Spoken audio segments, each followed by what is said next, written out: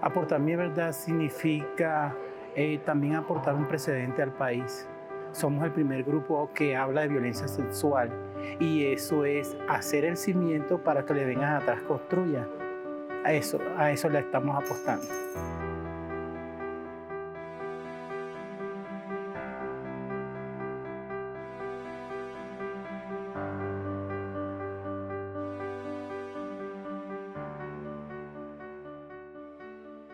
La violencia sexual contra los hombres en general ha sido una de las verdades silenciadas en el conflicto armado.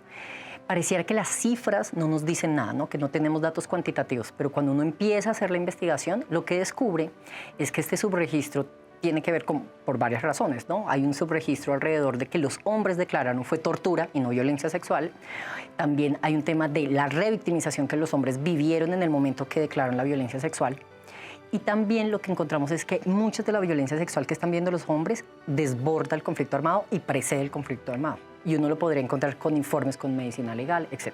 Entonces, un informe que hable específicamente, que no se enfoque en tortura, sino que hable específicamente de un análisis sobre la violencia sexual, las afectaciones, los impactos que en los hombres y en su identidad como varones sufrieron, pero también los afrontamientos y las resistencias que están empezando a hacer, es una verdad silenciada, pero además es una verdad que nos pone a debatir cuál es el modelo de masculinidad que construyó la guerra, que reprodujo, de la que los grupos armados, recibieron algún tipo de dividendo, pero también nos pone a preguntarnos cuál es la masculinidad que se va a construir en la paz, que no puede ser una masculinidad hegemónica que doblegue cuerpos de mujeres, de personas LGBT, pero también de otros varones que no le apuestan a la guerra. Y eso creo que tiene una potencia política impresionante. A veces la sociedad no logra entender la dimensión de que no solo las víctimas es las mujeres, sino también los niños, los jóvenes, los adultos, hasta los ancianos. Entonces hay gente que se niega a escuchar y cuando escuchan es a señalar o a criticar sin saber en realidad qué es lo que está sucediendo.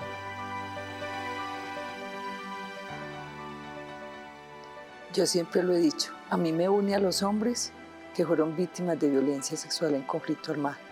Eso me une a ellos para una lucha, digamos, motivar y que los vean a ellos que ya rompieron el silencio como referente de que no se pueden quedar callados, que no es que pierdan su masculinidad si dicen que fueron víctimas de violencia sexual, sino que con ellos romper el silencio también se aporta a la verdad y a la justicia y a la construcción de la paz. Es un espacio y un ejercicio que estábamos buscando hacer desde hace tiempo y que, bueno, gracias a la comisión se nos abre el espacio de poder aportar esa parte de la verdad que viene construida desde nuestra parte y desde lo que fue para todos nosotros. Creo que significa un logro grandísimo para todos. Decido sumarme a este proceso con la red de mujeres víctimas profesionales porque nos han apoyado, me han apoyado en esta tarea, en esta travesía tan dura como es el delito de violencia sexual. Este proceso no ha sido difícil, este proceso ha sido liberador. Difícil era no hablar, difícil era estar callado, pero no, ahora ya hablé, le hago acompañamiento, busco más víctimas y eso me libera. Eso me libera. Para que no siga pasando y detenerlo, las víctimas tienen que hablar. Y hablar y sumarse y seguir hablando, porque esto algún día tiene que detenerse. Esto no puede seguir ni puede ser sistemático.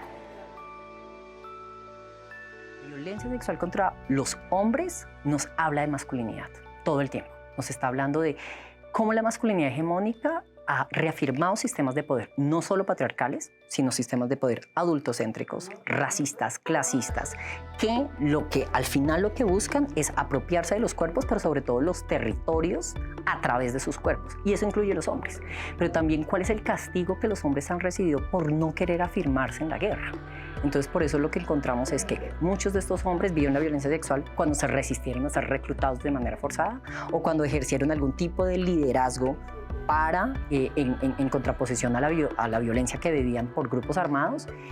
Y también nos habla del impacto político que tiene la violencia sexual contra hombres. Callar a un hombre y digamos, impactarlo de manera en su salud física, pero también en su bienestar psicosocial, también tiene un impacto colectivo y a los proyectos sociales que ellos lideraban.